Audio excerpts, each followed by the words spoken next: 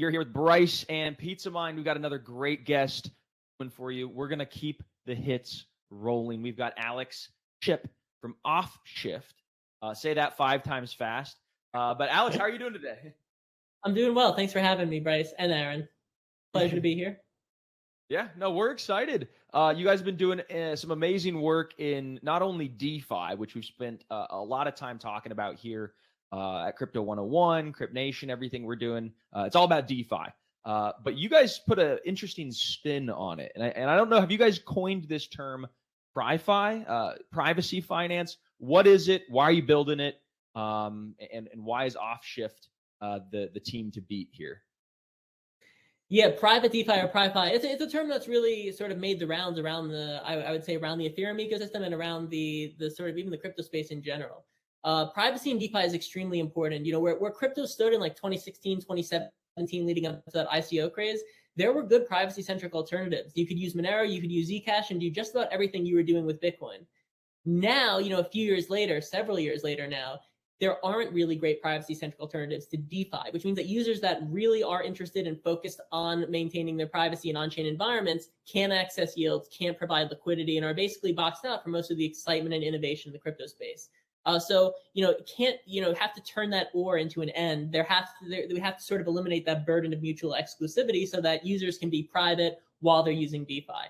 Not just because there's, you know, this humanitarian angle where everyone has a right to being private, but also because, as we've seen now, there is tangible wealth vested in our data. And so any individual really, if, you know, the sort of the negotiation process begins at the first no, you know, that data economy where you can sell your data begins when you say no and maintain your privacy, and other people have to pay you for it. So there are both economic and humanitarian reasons there, you know, that it's really, really important for people who also want to get a leg up financially. Yeah, that's amazing. And this next week is going to be a really big week for you guys. You're launching your mainnet. So congratulations, and give us a little sneak preview of what we can expect when you guys hit the go button. Yeah, the week of February 27th, we're launching the mainnet of Offshift Anon, which is our debut platform. And we're also launching an LP rewards program for our native asset, or our first Anon asset, which is Anon USD. So we're going to have a public market for Anon USD. Users will be able to jump right onto our platform, and they can burn our native token XFT to mint Anon USD to a separate address where they will have fully restored their on-chain anonymity. They can even do that from ETH, and the buying and burning of XFT happens under the hood. So it's a way to restore your anonymity on-chain in a flash.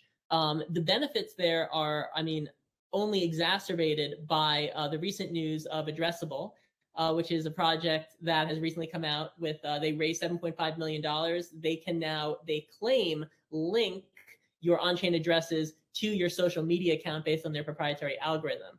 So default on-chain privacy is really receding or about to disappear completely. So the question is, how can we get that anonymity back once we lose it? And Offshift Anon is there to help you do that. Yeah, no, when I heard about the addressable raise, I think they raised like $7.5 million or something.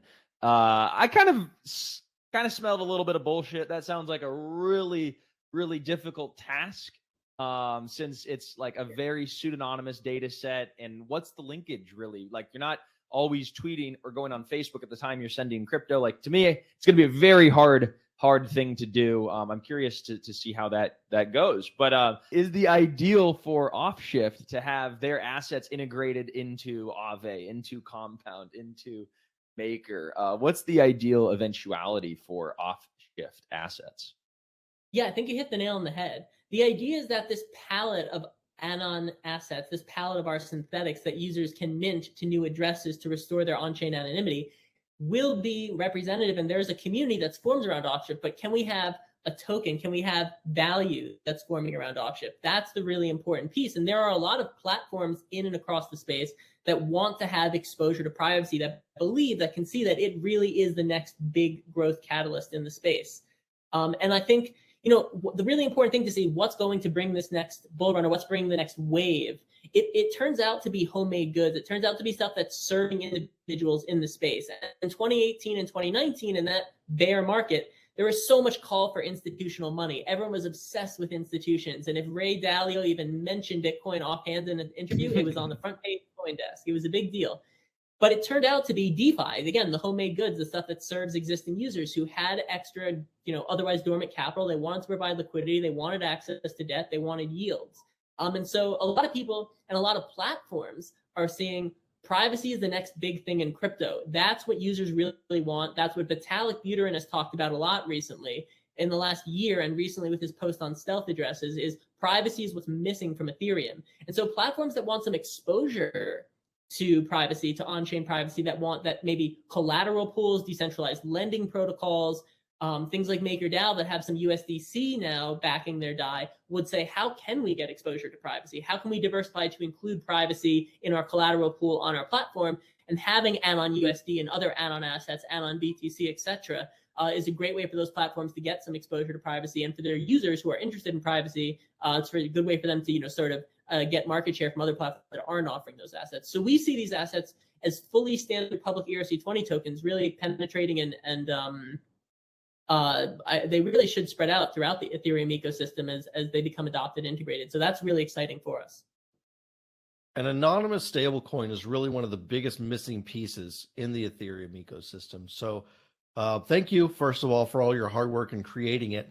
But there's a lot of people that are listening right now that were around last year. They got burned really bad in the stablecoin attacks, and they might be a little bit hesitant to mint new stablecoins on any platform. What would you say to those people to try and calm some of their fears that this could potentially have another collapse like Luna or UST?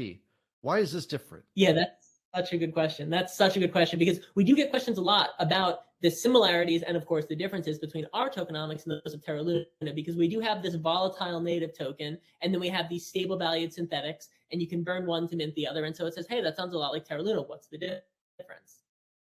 We do have before I go into detail here, the best way to get the fullest detail and the most thorough response is to go onto our YouTube channel on Offshift Academy on YouTube, and to watch. We have 2 videos about Offshift and one about a platform overview, and we have a second one which we've just recently released, which is called Platform Tokenomics on Offshift and So where it's like a very detailed video where you can explore the tokenomics with case examples and as they relate to Terra Luna. So that is out there for everyone. What I'll say in this segment here is that the biggest challenge is when there are users who start to shift out or who start to sell out of their stable coins, and then they're able to burn those stable coins. Say the stable coin is below par, like UST was trading at 97 cents. People could burn that to mint Luna at a $1 rate.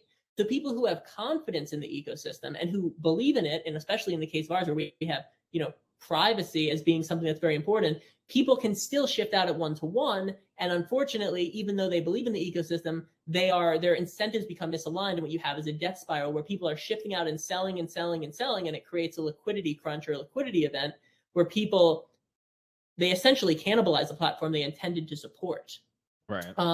And that's sort of where we have what comes in as a flex fee, which is that it shuts down that 1-to-1 burn when the Anon asset, when the synthetic drops below a certain discrete threshold, which we have at 2.5% below par, and it allows it to recover in a healthy way. The other thing that I would say more broadly, which is really, really important, and which I've said a number of times in some different talks, is that Terra Luna was playing the currency game, the money game. And for them, utility is a function of adoption, which means they need to get everyone has to have this token, needs to know how to transact it. They're really competing with fiat payment rails.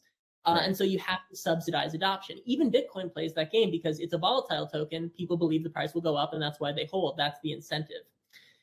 On Offshift, we have inherent utility, which is that we are offering the ability to restore your privacy, your anonymity on chain. So there is inherent utility. And for us, adoption is a function of utility, not the converse. So we aren't subsidizing adoption. We're not, you can't put, the 19.5% people we're earning in Anchor Protocol. We don't pay 1%. We don't pay 0.5%. We pay 0. Because you're not being paid to hold, you're not being paid not to sell, because there is already utility. And so it's just sort of about gradually generating and building a market and a community around the synthetics, not trying to subsidize it for aggressive growth. Wow, fascinating. And last but not least, we have to shine a little bit of light on just regulation and regulatory landscape from your guys' perspective, as a small team startup in a burgeoning new space. Are there any associations that you guys rely on for, market vision, how things are going to evolve? How do you guys navigate these tricky waters? Yeah, I mean, and first thing I'll say is that there are a lot more of us all the time, which is a good thing. Yeah, There we're a are growing breed. more and more.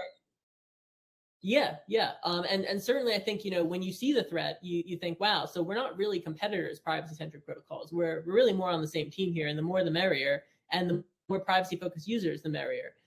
So, there is, to speak to one, Jake Chervinsky has come out as sort of a big proponent on the legal side, not just for privacy, but for Web3 and crypto in general, and the Blockchain Association as well. It is difficult to be a grassroots project and to be lobbying in Congress at the same time. And so having someone that's representing us at that level is really important, and it helps. In general, I think the big thing is decentralizing the protocol. That's why it has to be on layer one.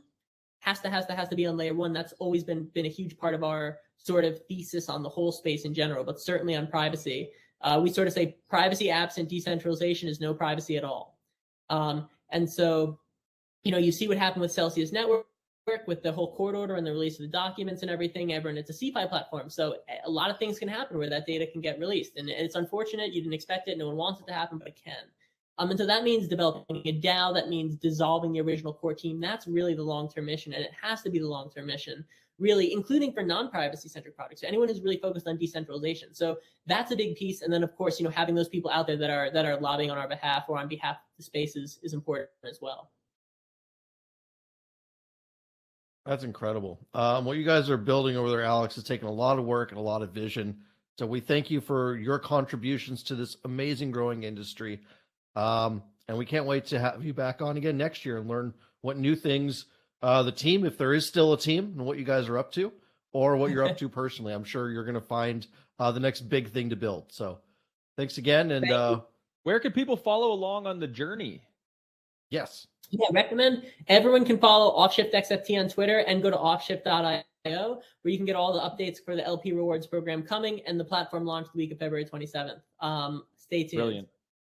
Brilliant. All right, Alex, until next time, we bid you adieu, and we will see everybody else at home with the next guest here in just a moment.